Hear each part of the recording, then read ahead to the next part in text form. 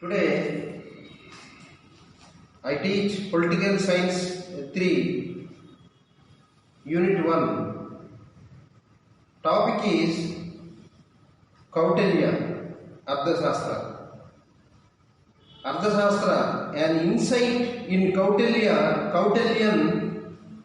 views on law and justice. The history of tradition of Indian politics is ancient and dates back during the time of Vedas. The discussions regarding politics are found in Smritis and Puranas by the name Dandaniti. References to various political texts are available which studied and explored the concept of Dandaniti. It is perhaps Kautilya's Ardhashastra which stands out to be thoroughly scientific and most authoritative interpretations of these ancient studies. Written in around 4th century BC by the Prime Minister of the Great Mauryan Empire, Kautilya, also known as Chanakya or Vishnugupta.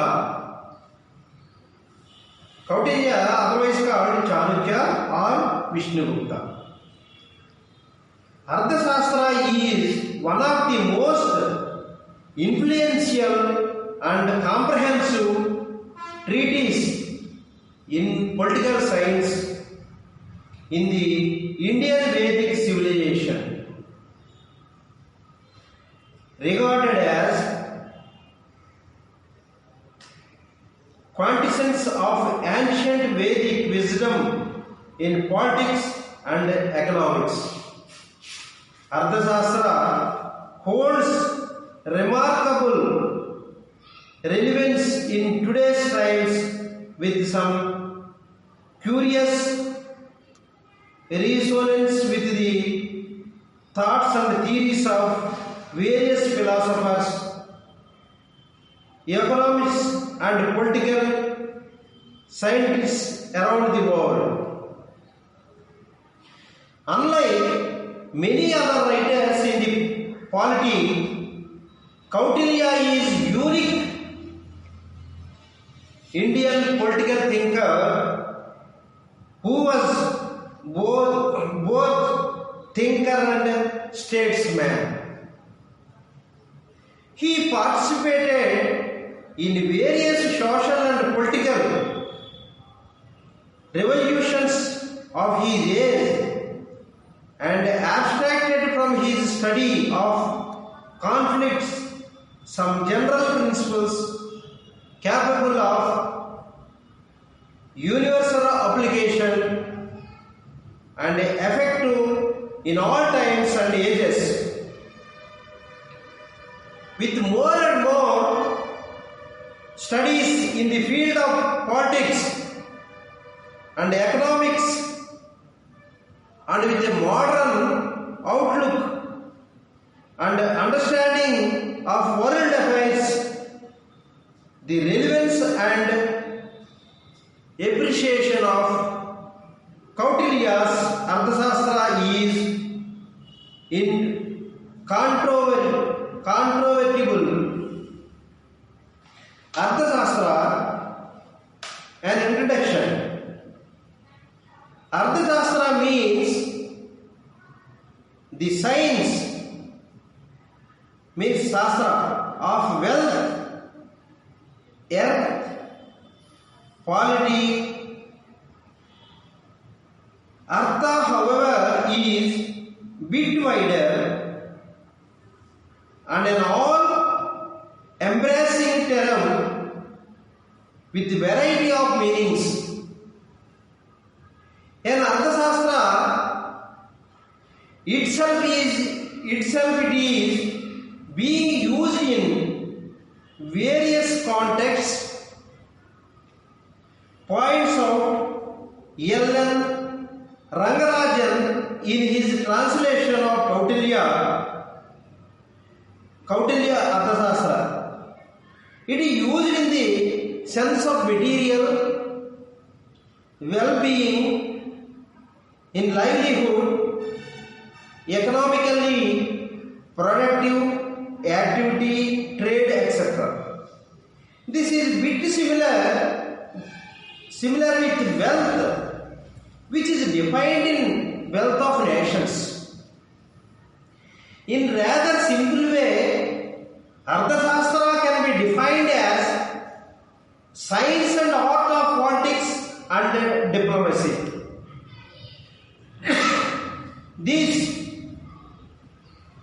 treatise is divided into 16 books dealing with virtually every topic concerned with the running of a state, taxation, law, diplomacy, military strategy, economics, bureaucracy, etc.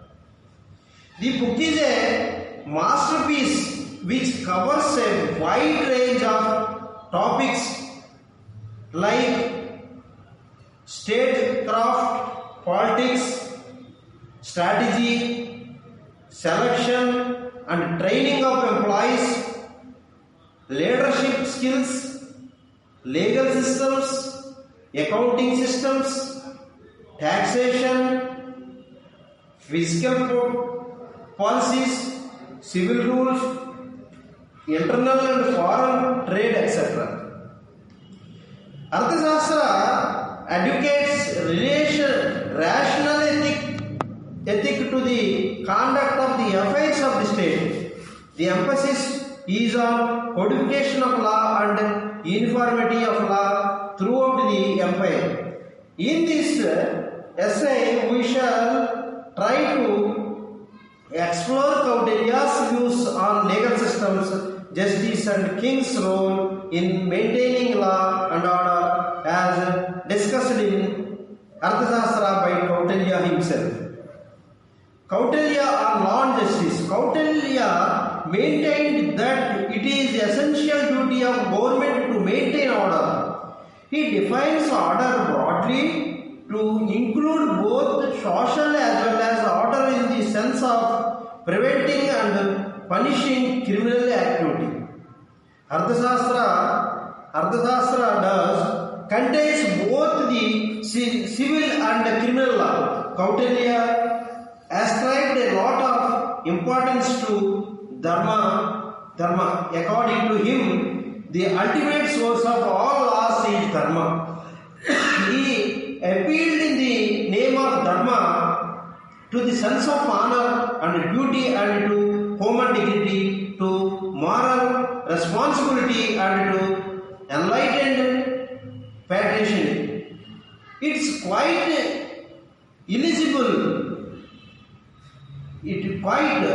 intelligible that the judge in the Arthashastra was called Dharmastha or upholder of Dharma. He maintained that so long every Arya follows his Swadharma, having due regard to his Varna and Asrama, and the king follows his Rajdharma, social order will be maintained.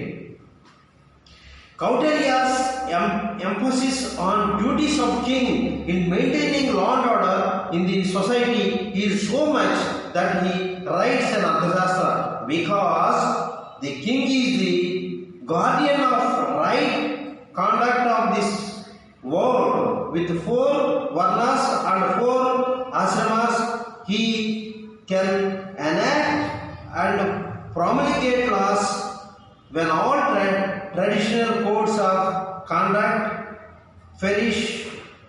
The king was looked upon an embodiment of virtue, a protector of Dharma. He too was governed by his dharma, and any other citizen was. Thus, if an actions of the king went against the prevailing notice of dharma, associations or the individual citizens were free to question him. He recalled every time that dharma alone is guiding star of every king, or rather every individual, and that following dharma one shall have a life of dignity while social order prevailing in society. He remarks, a king who administers justice in according with dharma, evidence, customs, and written law will be able to conclude whole world. Kautilya recognized the importance of rational law of king's law and its priority to dharma and charitra. He maintained the king's view was to be in accordance with the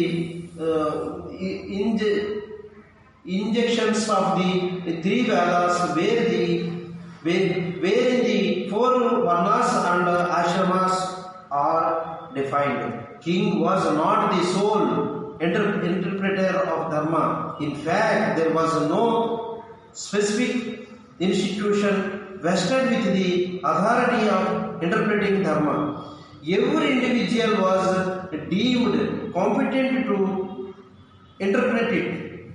This was an important factor in ensuring the non-religious character of the Vedic state.